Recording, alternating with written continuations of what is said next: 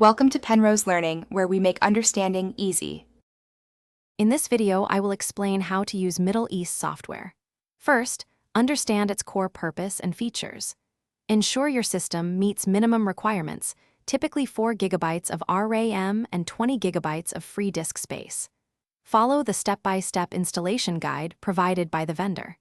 Configure initial settings, including language and regional preferences, which are crucial for accurate data handling in the region. This foundational setup ensures a smooth and efficient user experience from the start.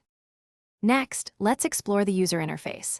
Familiarize yourself with the main dashboard and navigation menus, often located on the left or top.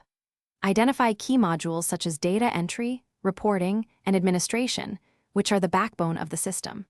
Customize your workspace for optimal efficiency, perhaps by arranging up to 5 frequently used widgets. Utilize built-in help features and tutorials for quick assistance, saving you valuable time and effort. Now, master the core functions. Learn to input and manage data accurately within the system, paying close attention to specific regional formats. Understand how to generate essential reports and analytics, which can provide insights into your operations. Explore advanced features like automation and integration with other tools, potentially connecting with up to 3 external systems. Implement best practices for data security and regular backups, ensuring your information is always safe. Finally, here are some tips for efficient use. Regularly update the software to access new features and crucial security patches, typically released quarterly. Join online communities or forums for peer support and shared knowledge, where you can find answers to common questions within minutes.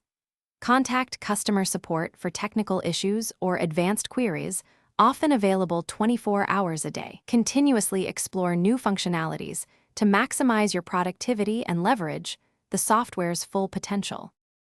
Thanks for watching. If this was helpful, leave a like and consider subscribing. See you next time.